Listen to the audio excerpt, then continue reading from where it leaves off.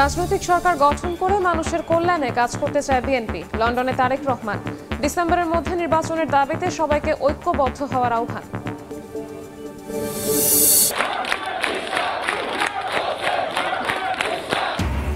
ইশরাককে মেয়রের দায়িত্ব বুঝিয়ে দেওয়ার দাবিতে এবার নগর ভবন ব্লকেড। 5 দিন ধরে স্থবির দক্ষিণ সিটি কর্পোরেশনের কার্যক্রম, সেবা গ্রহীতাদের চরম ভোগান্তি। জুলাই হত্যা চেষ্টা মামলায় চিত্রনায়িকা নুসরাত ফারিয়াকে কারাগারে পাঠালেন আদালত। 22 মে জামিন শুনানি। বিব্রতকর বললেন সংস্কৃতি উপদেষ্টা। আইনি প্রতিকারের আশা। ঝক্কর বাসের দখলে রাজধানীর সড়ক। সরকার সময় বেঁধে দিলেও আসেনি পরিবর্তন। মালিক ও শ্রমিক সংগঠনকে দুষছেন পরিকল্পনাবিদ। অভিযানে বিআরটিএ।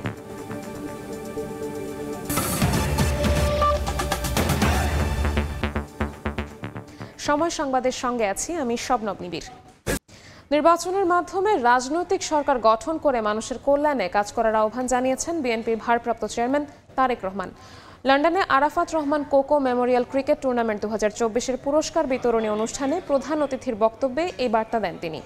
দেশ গঠনে ঐক্য, গণতন্ত্রের বিকাশ এবং উন্নয়নের বার্তা তুলে ধরেন তারেক রহমান। ডিসেম্বরের মধ্যে নির্বাচন দাবি করে সবাইকে ঐক্যবদ্ধ হওয়ার আহ্বান জানান তিনি। যুক্তরাজ্যের লন্ডনে আরাফাত রহমান কোকো মেমোরিয়াল ক্রিকেট টুর্নামেন্টের পুরস্কার বিতরণী অনুষ্ঠানে প্রধান অতিথি ছিলেন বিএনপির ভারপ্রাপ্ত চেয়ারম্যান তারেক রহমান। অনুষ্ঠানে দেওয়া তার বক্তব্যে উঠে আসে বাংলাদেশের আসন্ন নির্বাচন প্রসঙ্গ। রাজনৈতিক সরকার গঠনের মাধ্যমে দেশের মানুষের জন্য কাজ করার আহ্বান জানান তিনি। আমরা তত্ত্বাবধায়ক সরকারের কাছে ডিমান্ড করেছি ডিসেম্বরের মধ্যে নির্বাচন। দেশের মানুষ নির্বাচন চাই। এই নির্বাচনের জন্য গত 15 বছর আমরা আন্দোলন সংগ্রাম করে যে নির্বাচনের জন্য আমরা যারা বিএনপি করি, এখানে আমাদের বহু নেতাকর্মী সহকর্মীকে আমরা হারিয়েছি, খুনের শিকার হয়েছে। যে আমাদের কখন ওই গুণ ছিল 6 মাস গুণ ছিল, আমাদের বহু সহকর্মী আছে আমাদের, ওকে আল্লাহ মধ্যে পেয়েছি, অনেকে আমরা পাইনি। কিন্তু কেন এই যে এই গুণ হত্যার শিকার হাজারো মানুষ গুম হয়েছে, বিএনপির হয়েছে, বিএনপির বাইরে অন্যান্য রাজনৈতিক দল হয়েছে, সাধারণ মানুষ হয়েছে, সাংবাদিকরা হয়েছে, কেন হয়েছে? সেটি হচ্ছে রাজনৈতিক অধিকার, মানুষের রাজনৈতিক অধিকার প্রতিষ্ঠার জন্য। তো এই যে মানুষের রাজনৈতিক অধিকার প্রতিষ্ঠা, এই রাজনৈতিক অধিকার প্রতিষ্ঠার মাধ্যমে আমরা এমন একটা সরকার প্রতিষ্ঠা করতে চাই যেই সরকার মানুষের কল্যাণে কাজ করবে। দেশ গঠনে ঐক্য, গণতন্ত্রের বিকাশ এবং উন্নয়নের বার্তা তুলে ধরেন তারেক রহমান। ডিসেম্বরের মধ্যে নির্বাচন দাবি করে সবাইকে ঐক্যবদ্ধ হওয়ারও আহ্বান জানান তিনি। দেশের মানুষকে নিরাপত্তা দেওয়া, দেশের বেকারদের কর্মসংস্থান করা, দেশে আইনি শাসন প্রতিষ্ঠা করা, এরকম যে বিষয়গুলো, এটাতে নিশ্চিত প্রত্যেকের কাছে আমার আহ্বান, প্রত্যেকের কাছে আমার অনুরোধ। আমরা আন্দোলন করেছি, সংগ্রাম করেছি, আমরা একটি জায়গায় এসে দাঁড়িয়েছি। সামনের সময়টি হচ্ছে সকলে মিলে কাঁধে কাঁধ রেখে দেশটাকে গড়তে হবে। অনুষ্ঠানে আরো বক্তব্য রাখেন ঢাকা মহানগর উত্তর বিএনপির সদস্য সচিব আমিনুল হক, দলটির কেন্দ্রীয় সাংগঠনিক সম্পাদক ও সাবেক ভূমি উপমন্ত্রী রুহুল কুদ্দুস তালুকদার দুলু, বিএনপির ভারপ্রাপ্ত চেয়ারম্যানের পররাষ্ট্র বিষয়ক উপদেষ্টা হুমায়ুন কবির, বগুড়া জেলা বিএনপির সহসভাপতি মীর শাহে আলম।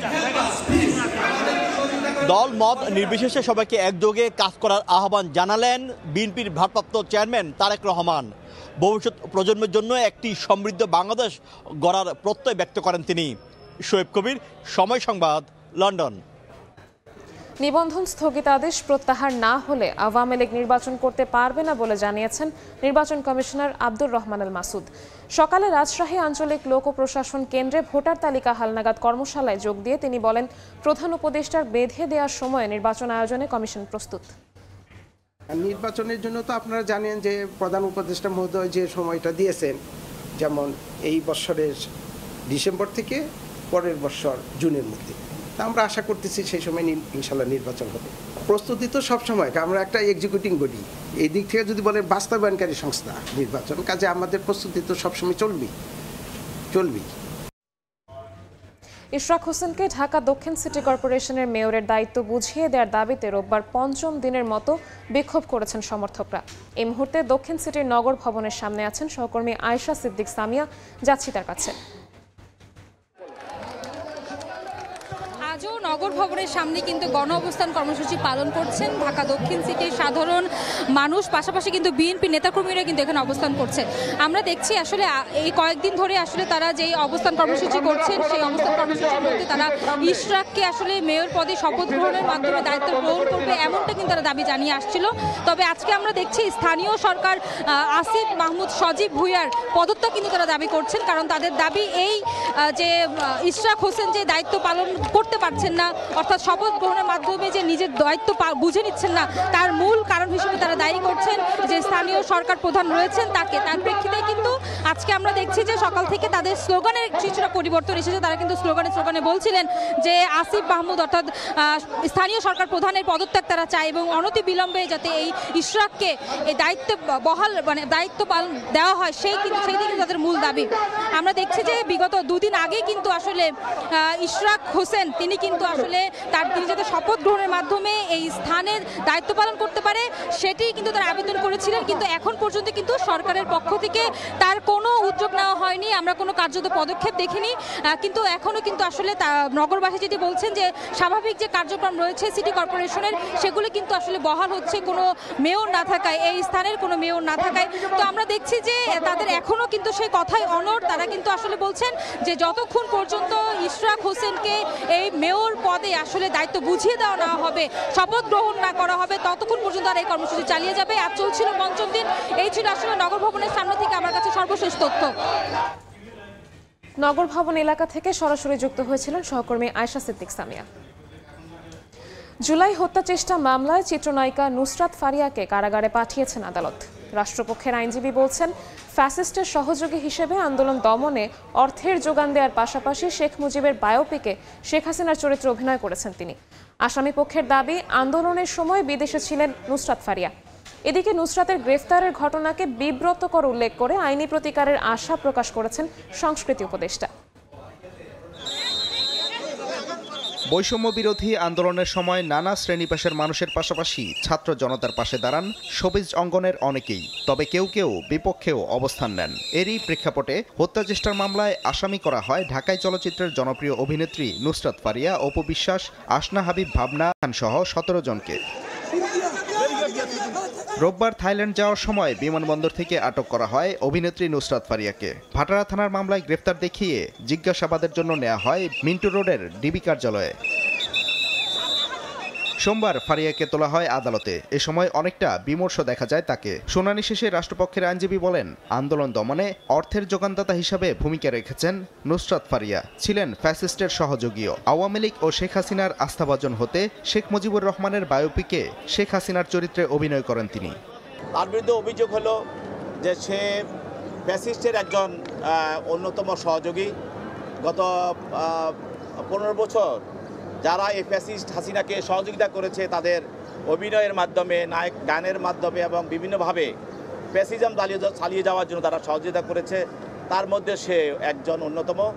এ সময় আসামি পক্ষের আইনজীবীরা দাবি করেন, আন্দোলনের সময় বিদেশে ছিলেন নুসরাত ফারিয়া, আন্দোলনে তিনি জড়িত নয় বলেও দাবি করেন তারা।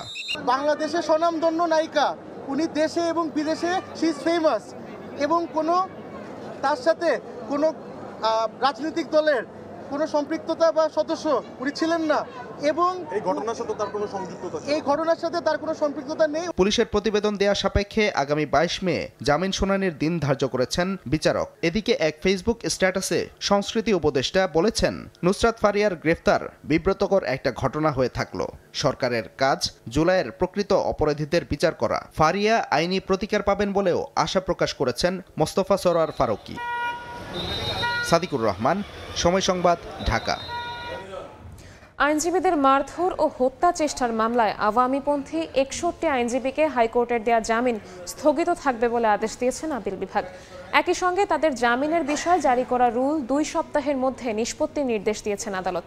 বিচারপতি জুবায়ের রহমান চৌধুরীর নেতৃত্বাধীন আপিল বিভাগ এই আদেশ দেন। এর আগে 29 এপ্রিল হাইকোর্টের দেয়া জামিন 5 মে পর্যন্ত স্থগিত করেন চেম্বার আদালত। একই সঙ্গে আপিল বিভাগের নিয়মিত বেঞ্চে শুনানির জন্য পাঠিয়ে দেন।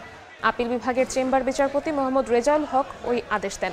এর আগে মারধর ও হত্যা চেষ্টার মামলায় আওয়ামী লীগ সমর্থক 61 আইনজীবীকে 6 এপ্রিল কারাগারে পাঠানোর আদেশ দেন ঢাকা মহানগর দায়রা জজ মোহাম্মদ জাকির হোসেন। সময় সংবাদে আরও থাকছে।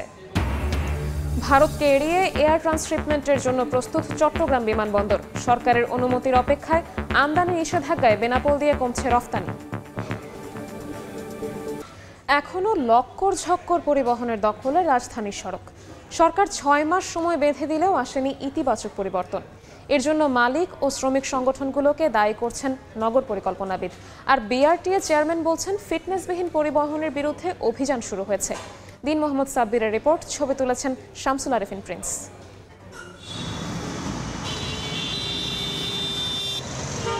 কালো ধোঁয়ায় সড়ক অন্ধকার করে ছুটে চলছে বাস। নষ্ট সিগন্যাল লাইট, ভাঙা গ্লাস আর চাকার অবস্থাও নাজুক। মরিচায় আচ্ছাদিত জোড়াতালি দেয়া বডিও খসে পড়ার উপক্রম। এমন লক্কর ঝক্কর পরিবহন দাপিয়ে বেড়াচ্ছে রাজধানীর প্রতিটি সড়ক। গেল বছরের অক্টোবরে 6 মাস সময় বেঁধে দিয়ে ফিটনেসবিহীন এসব যানবাহন বন্ধের ঘোষণা দেয় সরকার। ঘোষণা তোয়াক্কা না করেই সড়ক দাপিয়ে বেড়াচ্ছে ফিটনেসবিহীন গণপরিবহন। বেশিরভাগ আছে গ্লাস ভাঙা থাকে, বৃষ্টির কারণে মনে করেন মানুষ বসতে পারে না, অনেক সময় তাদের ফ্যান নষ্ট থাকে। বাসের যে বডি ফিটনেস এগুলার নামকরণে আছে, কিন্তু কাজে আমার মনে হয় না কিছু আছে বলি। এদিকে কোন রকম জোড়াতালি আর নামমাত্র রং দিয়ে দায় এড়ানোর চেষ্টা করছেন বাস মালিকদের কেউ কেউ। পট্টিগুলি দিয়ে এরকম কাজ হয়, নতুন করে কোনো সার্ভিসিং নেই, যা আছে অমনি ভাঙ্গাচোরা রয়েছে। এই জোড়াতালি তো ছুটে যাবে। কাগজে কলমে বৈধতা আছে জানিয়ে দায় সারছেন মালিক সমিতির নেতা। মেয়াদোত্তীর্ণ গাড়ি যদি থেকে থাকে সেটা করবে, তো আমাদের জানা মতে সেটা খুব একটা বেশি নেই। অনেক বাস আছে আপনার যে আনফিট আপনার কাছে মনে হবে, কিন্তু এটা রিপেয়ার বা মেইনটেনেন্সের কারণে এটা এমন হয়ে আছে, কিন্তু এটা কিন্তু ফিটনেস আছে। নতুন বাস নামানোর আগে পুরনোগুলোর অপসারণের উদ্যোগ কাজে আসবে না বলে মনে করে যাত্রী কল্যাণ সমিতি। নতুন নামানোর কোনো পরিকল্পনা না নিয়ে কেবলমাত্র উচ্ছেদের যে সিদ্ধান্ত, এটি বাধাগ্রস্ত হবে। এটা কোনোভাবেই কার্যকর করা যাবে না। এমন দুর্দশার জন্য পরিবহন মালিক শ্রমিক সংগঠনগুলোকে দায়ী করছেন নগর পরিকল্পনাবিদ। একটা গোষ্ঠীর কাছে নগর পরিবহন ব্যবস্থা সম্পূর্ণরূপে কুক্ষিগত। তারা ফিটনেসবিহীন গাড়ি সরাবে না, তারা এই গাড়িগুলো রিপ্লেসমেন্টের সকল উদ্যোগ ভেস্তে ফেলবে। বিআরটিএ চেয়ারম্যানের দাবি, মেয়াদোত্তীর্ণ যানবাহন অপসারণে এরই মধ্যে অভিযান শুরু হয়েছে। প্রত্যেক মালিক আশা করি জানে যে এই ঘটনা সরকার এইরকম একটা সিদ্ধান্ত নিয়েছে, ফলে এই সিদ্ধান্ত বাইরে যাওয়ার প্রথমত কোনো সুযোগ নেই। এই ধরনের গাড়ি তাদের চোখে তাদের ডিউটি পালন করার সময় যখনই চোখে পড়বে তারা এগুলো ডাম্পিংয়ে পাঠিয়ে দেবে। এই ব্যাপারে কোনো ছাড় নেই। এত সিদ্ধান্ত আর একের পর এক প্রকল্প পরিকল্পনার পরও অমীমাংসিত যাত্রী সেবার মান। রাজধানীবাসীর প্রশ্ন, গণপরিবহনের জনভোগান্তি থেকে মুক্তি মিলবে কবে? দিন মোহাম্মদ সাব্বির, সময় সংবাদ, ঢাকা। ঈদুল আজহায় এবছর রাস্তার পাশে কোনো গরুর হাট বসানো যাবে না। তৈরি পোশাক কারখানার শ্রমিকদের ঈদ বোনাস চলতি মাসেই পরিশোধ করতে হবে, আর বেতন পরিশোধ করতে হবে 2-3 তারিখের মধ্যে। সকালে সচিবালয়ে ঈদুল আজহা উপলক্ষে আইন শৃঙ্খলা সংক্রান্ত সভা শেষে কথা বলেছেন স্বরাষ্ট্র উপদেষ্টা। গাড়িগুলি যেটা আছে গরু যে নামাবে, এটা রাস্তা নামাইতে পারবে না, তাদের ভিতরে নিয়ে যেতে হবে, হাটের ভিতরে নিয়ে নামাইতে। ট্রাক বা নৌকায় যেইগুলি আসতেছে গরু, আগেই তারা ওই ব্যানার দিয়ে দিতে হবে তারা কোন হাটে গিয়ে এটা নামাবে। কোনো বাস, জাহাজ আছে বা ট্রেন অতিরিক্ত যাত্রী কেউ নিতে পারবে না। এটা শুধু মানুষের ক্ষেত্রে যেমন, তারপরে যে গবাদি পশু আনার সময় কোনো ট্রাক বা এই যে নৌকাগুলিতে আসে, এগুলি যেন অতিরিক্ত পশু যেন না আনে, এই জন্য তাদের ইনস্ট্রাকশন দেওয়া হয়ে গেছে। এবং এটা ক্ষেত্রে আইন শৃঙ্খলা বাহিনী যারা এটা করবে, আইন ভঙ্গ করবে, তাদের এগেইনস্টে অ্যাকশন নেবে। ভারতকে এড়িয়ে এয়ার ট্রান্সশিপমেন্টের মাধ্যমে ইউরোপ আমেরিকায় ক্রেতার কাছে তৈরি পোশাক পাঠানোর সব ধরনের প্রস্তুতি সম্পন্ন করেছে চট্টগ্রাম শাহ আমানত বিমানবন্দর। সরকারের অনুমতি পেলে চলতি মাসেই শুরু হবে এয়ার শিপমেন্ট। এজন্য 270 মেট্রিক টন ধারণ ক্ষমতার 2টি ওয়্যারহাউস যেমন প্রস্তুত করা হয়েছে, তেমনই সচল করা হয়েছে 2টি স্ক্যানার এবং ওয়েট মেশিন। শাখাওয়াত টিপুর ক্যামেরায় বিস্তারিত জানাচ্ছেন কমল দে। চট্টগ্রাম শাহ আমানত বিমানবন্দরের কার্গো ভিলেজের 2টি স্ক্যানার মেশিনে এখন সচল। প্রতিনিয়ত কর্মকর্তারা সেগুলোর পরীক্ষা নিরীক্ষা চালিয়ে যাচ্ছেন। খালি করে রাখা হয়েছে 170 এবং 120 মেট্রিক টন পণ্য ধারণ সক্ষমতার 2টি ওয়্যারহাউস। ওয়েট মেশিন সহ প্রয়োজনীয় যন্ত্রপাতিও স্থাপনের কাজ শেষের পথে। দ্বিপাক্ষিক একটা মিটিং হচ্ছে সিভিল এভিয়েশনের সঙ্গে, তারা এখানে বড় আকারে শুরু করতে চায়। তারা আমাদের ইনফ্রাস্ট্রাকচার দেখে গিয়েছে এবং তারা আমাদের কিছু পয়েন্ট দিয়েছে, ওই কাজগুলি হওয়ার পর হয়তো বা তারা শুরু করবে। দুটি ইপিজেডের পাশাপাশি নগরীর বিভিন্ন স্থানে 400-র বেশি গার্মেন্টস কারখানা থাকলেও এয়ার শিপমেন্টের ক্ষেত্রে পিছিয়ে ছিল চট্টগ্রাম থেকে আসলে কার্গো এক্সপোর্ট করার জন্য কোনো চট্টগ্রাম বন্দরের কোনো ফ্যাসিলিটি ছিল না, যার ধরুন আমাদের যেগুলো এয়ার শিপমেন্ট করতে হয় সেটা আমরা ঢাকা পাঠাতে হয়। আমরা চাইব চট্টগ্রামে এয়ার শিপমেন্টের ব্যবস্থাটা হোক, যাতে আমরা সহজে এখান থেকে এয়ার শিপমেন্ট করতে পারি। শাহ আমানত বিমানবন্দর থেকে এয়ার শিপমেন্ট চালু করতে 3টি ভাগে চলছে সংস্কার কাজ। কাস্টমস এখন থেকে তাদের এই সামনের ফ্লাইটগুলো হ্যান্ডেল করার জন্য তাদের যেই ম্যান পাওয়ার সক্ষমতা বা প্রয়োজন সেটা তারা এখানে এনশিওর করবে। চলতি বছরের প্রথম 3 মাসে 7,32,000 কেজি এবং 2024 সালে 43,12,000 কেজি কার্গো পণ্য পাঠিয়ে 3,14 লাখ টাকা আয় করেছে চট্টগ্রাম শাহ আমানত বিমানবন্দর। সরকারি নির্দেশনা পেলেই চলতি মাস থেকেই চট্টগ্রাম থেকে শুরু হবে ইউরোপ এবং আমেরিকায় এয়ার শিপমেন্টের মাধ্যমে গার্মেন্টস সামগ্রী প্রেরণ। চট্টগ্রাম শাহ আমানত বিমানবন্দর থেকে কমল দে, সময় সংবাদ। সময় সংবাদে আরও থাকছে, আরব আমিরাতে সিরিজ নিশ্চিতের মিশনে রাতে মাঠে নামবে বাংলাদেশ। টাইগার একাদশে আসতে পারে একাধিক পরিবর্তন, নাহিদ রানার ওপর আস্থা টিম ম্যানেজমেন্টের। এবার বাণিজ্যের সংবাদ।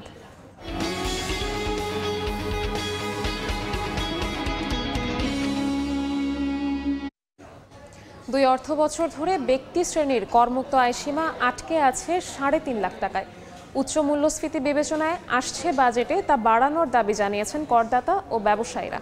করমুক্ত আয়সীমা বাড়ানোর পাশাপাশি করজাল বাড়ানোর পরামর্শ অর্থনীতিবিদদেরও। অর্থ মন্ত্রণালয় ও এনবিআর থেকে মিলেছে বাড়ানোর আভাস। বিস্তারিত ফরহাদুর রহমানের রিপোর্টে। সর্বশেষ 2023-24 অর্থ বছরে বার্ষিক করমুক্ত আয়সীমা 3 লাখ টাকা থেকে বাড়িয়ে 3.5 লাখ টাকা করে সরকার। চলতি অর্থ বছরেও একই রাখা হয় এই সীমা। সেই হিসাবে ব্যক্তির মাসিক আয় 29,167 টাকা হলে গুনতে হয় 5% আয়কর। বর্তমান উচ্চ মূল্যস্ফীতির বাজারে করসীমা নিয়ে অসন্তোষ সাধারণ মানুষের। বাজেটে সীমা বাড়ানোর দাবি তাদের। খাওয়া, ঘর ভাড়া এগুলো সবকিছু অ্যাডজাস্ট মিলাইলে আপনার অবশিষ্ট কিছুই থাকে না, তো ট্যাক্স দিবে কোথা থেকে? 3.5 লাখ টাকা করে যে এখন যে ট্যাক্স অ্যালাউন্সের পার্টটা, এটা মানে খুবই কম। এটা আমার মনে হয় আরও বাড়ানো উচিত। মানুষের আয়ের সাথে ব্যয়ের যে তুলনা, এই তুলনা করতে গেলে 5 লাখ টাকা যদি ঊর্ধ্বে করা হয় তাহলে হয়তো মানুষের এক্সপেকটেশনের একটা প্রত্যাশা এটা আমরা করতে পারি আর কি। এনবিআরের তথ্য, বর্তমানে 1,11,00,000 শনাক্তকরণ নম্বর বা টিএনআইধারী আছেন। যদিও চলতি অর্থ বছরে এখন পর্যন্ত 40 লাখ করদাতা রিটার্ন দিয়েছেন। ব্যবসায়ীরা বলছেন, করমুক্ত আয়সীমা বাড়ানোর পাশাপাশি করজাল বাড়াতে সরকারকে উদ্যোগী হওয়া দরকার। অল্প সংখ্যক করদাতা যারা রেগুলার কর দেন, তাদের উপরে যদি করের বোঝা আরও বাড়ান, তাহলে যেটা হবে তাদের বিনিয়োগ সক্ষমতা কমে আসবে এবং অর্থনীতি যে সবচেয়ে গতিশীল যে অংশটা, তাকে আপনি দমিয়ে দিবেন। করদাতার সংখ্যা যদি এখন ধরেন 40 লাখ আছে, এটাকে যদি 1 কোটি করা যায় কিংবা 90 লাখও করা যায়, তাহলেও কিন্তু আপনার ট্যাক্স রেট না বাড়িয়েও কিন্তু সরকারের রাজস্ব আয় অনেকখানি বাড়বে। এদিকে এনবিআর ও অর্থ মন্ত্রণালয় সূত্র বলছে, আগামী বাজেটে ব্যক্তিশ্রেণীর করমুক্ত আয়সীমা 3.5 লাখ টাকা থেকে বাড়িয়ে করা হতে পারে 4.25 লাখ টাকা। দেশের অর্থনৈতিক পরিস্থিতি সামনে এনে করমুক্ত আয়সীমা বাড়িয়ে অন্তত 5 লাখ টাকা করার পরামর্শ এই অর্থনীতিবিদের। ইন্ডিয়াতে কিন্তু গত বছর করমুক্ত আয় 5 লাখ থেকে 12 লাখ রুপিতে উন্নীত করছে। সেখানে আমরা 3.5 লাখ টাকা, গত কয়েক বছর থেকে মূল্যস্ফীতির যে অবস্থাটা 9%-এর উপরে 10%-এর কাছাকাছি, সে জায়গায় আমি মনে করি সীমাটা 5 লাখ টাকা পর্যন্ত হওয়া উচিত। শুধু করমুক্ত আয়সীমা বাড়ালেই হবে না, আয়ের পথও সুগম করার তাগিদ ব্যবসায়ী অর্থনীতিবিদদের। ফরহাদুর রহমান, সময় সংবাদ, ঢাকা। ককটেল নিয়ে খেলতে গিয়ে বিস্ফোরণে এক শিশু মারা গেছে। গুরুতর আহত একজনকে ঢাকা মেডিকেল কলেজ হাসপাতালে পাঠানো হয়েছে। পুলিশ জানায়, সকালে শহরের শঙ্করপুরে নিজ ঘরেই কুড়িয়ে পাওয়া বল সদৃশ ককটেল নিয়ে খেলছিল শাহাদত হোসেনের 6 বছরের ছেলে সজীব ও 4 বছরের মেয়ে খাদিজা। এ সময় হঠাৎ ককটেলটি বিস্ফোরণ হয়। বিকট শব্দ শুনে স্থানীয়রা গিয়ে শিশু দুটিকে উদ্ধার করে যশোর জেনারেল হাসপাতালে ভর্তি করে। প্রাথমিক চিকিৎসা শেষে ঢাকায় নেয়ার পথে মৃত্যু হয় শিশু খাদিজার। খবর পেয়ে ঘটনাস্থল পরিদর্শন করেছে পুলিশের বম্ব ডিসপোজাল ইউনিট। দুইজন ঘরের মধ্যে খেলা করতেছে, কি দেখে দেখি জোরে শব্দ হলো, দৌড়াই যে কেউ খুঁজে পাচ্ছি না, ঘর অন্ধকার। বাচ্চাগুলো তো খেলাধুলা করে, ভাঙড়ি ভুঙড়ি কিনতে কিনতে খোটে, বোতল টোতল কোথাও মানে পেয়েছে খুঁটে। বাচ্চারা খেলা করতে যেয়ে বোমটা ব্লাস্ট হয়েছে। এখানে দুজন বাচ্চা অসুস্থ হয়েছে, হাসপাতাল নিয়ে গেছে। আমাদের সিনিয়র স্যাররা এখানে পরিদর্শন করছেন। সময় সংবাদ। বাংলাদেশ আমিরাত টি-20 সিরিজের খবর।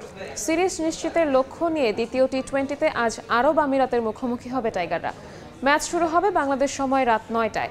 প্রথম ম্যাচে পারভেজ ইমনের ব্যাটিং তাণ্ডবে জয় পেয়েছে বাংলাদেশ, তবে বাকি ব্যাটারদের পারফরমেন্স ছিল বেশ নাজুক। এক তাওহিদ হৃদয় ছাড়া 20 রানের গন্ডি পেরোতে পারেননি কেউ। পাকিস্তান সিরিজের আগে যা নিয়ে দুশ্চিন্তা আছে টিম ম্যানেজমেন্ট। এই ম্যাচে আসতে পারে একাধিক পরিবর্তন। একাদশে সুযোগ মিলতে পারে সৌম্য সরকার ও নাজমুল হোসেন শান্তর। এছাড়া রিশাদ হোসেনকেও দেখা যেতে পারে দলে। আর মুস্তাফিজ আইপিএলে থাকায় নাহিদ রানার ওপরেই আস্থা রাখতে হবে টিম ম্যানেজমেন্টের। এ পর্যায়ে শীর্ষ সংবাদগুলো জানিয়ে দিচ্ছি আরেকবার। রাজনৈতিক সরকার গঠন করে মানুষের কল্যাণে কাজ করতে চায় বিএনপি। লন্ডনে তারেক রহমান ডিসেম্বরের মধ্যে নির্বাচনের দাবিতে সবাইকে ঐক্যবদ্ধ হওয়ার আহ্বান।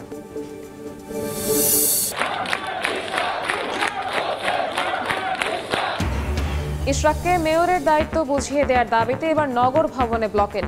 5 দিন ধরে স্থবির দক্ষিণ সিটি কর্পোরেশনের কার্যক্রম, সেবা গ্রহীতাদের চরম ভোগান্তি। জুলাই হত্যা চেষ্টা মামলায় চিত্রনায়িকা নুসরাত ফারিয়াকে কারাগারে পাঠালেন আদালত। 22 মে জামিন শুনানি। বিব্রতকর বললেন সংস্কৃতি উপদেষ্টা। আইনি প্রতিকারের আশা।